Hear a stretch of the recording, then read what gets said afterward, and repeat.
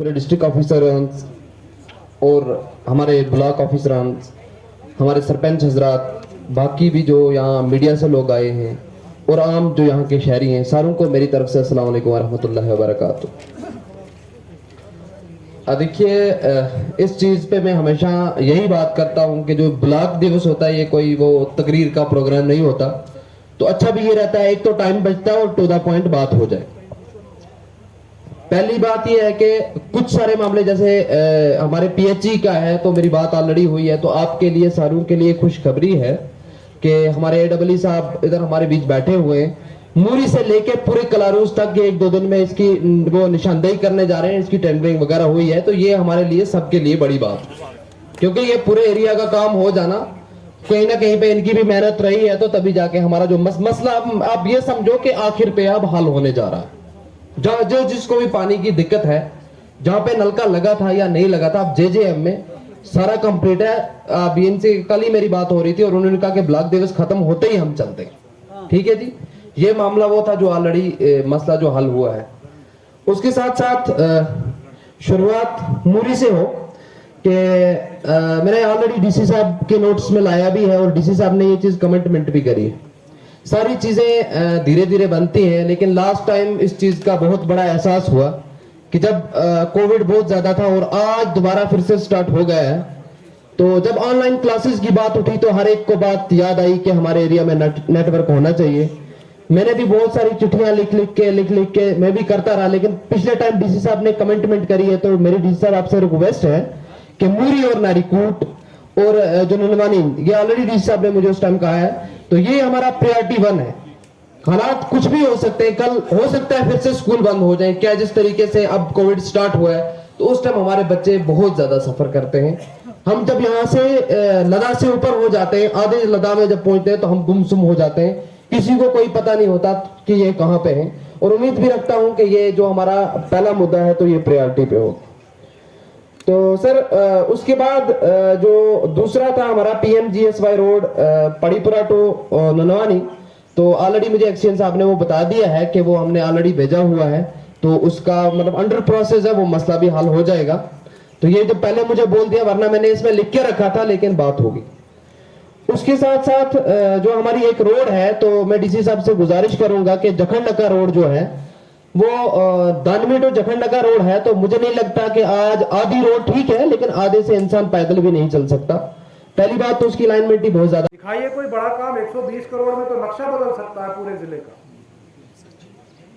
हमने आज तक पंचायतों को यहाँ पे जो है वो सोने की सड़कें बना दी होती अगर सही ढंग से लगा।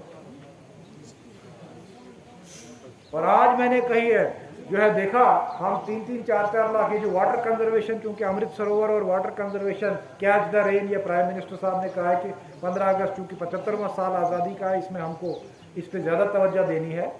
तो पंचायतों में 2-2, 3-3 लाख रुपया पड़ा है कहीं, वो उसमें से जो बचा खुचा, जो कहते हैं ना फुटवोट चेंज, वो बचा खुचा है, अब हम वो लगा रहे हैं। तो मेरे वीडियो साहिबान को किसी सरपंच पंच ने कहा भाई नाना उस पर जो असली काम है उस पर लगाने में दिक्कत है, जो उसी बांड में लगाना चाहता है।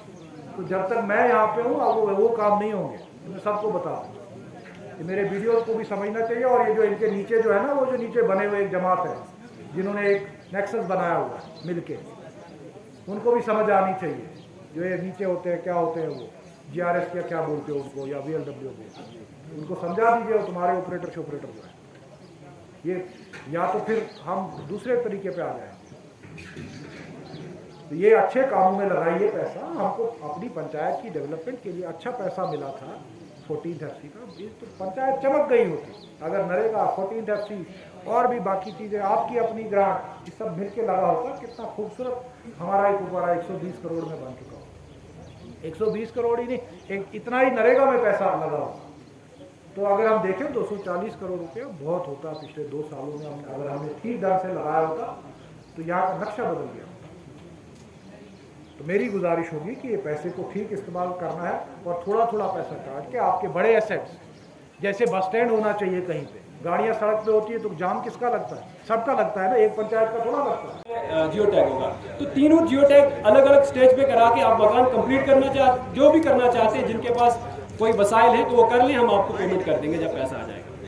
अभी हमारे पास कुछ साहिबान यहाँ खड़े हुए थे, उन्होंने कहा जनाब हमारे पैसे नहीं आए। अभी मैं आपको बता दूं हमने कुछ 480 केस हमारी ऑफिस से छोड़ दिए हैं, लेकिन 406 का पैसा आया हुआ है।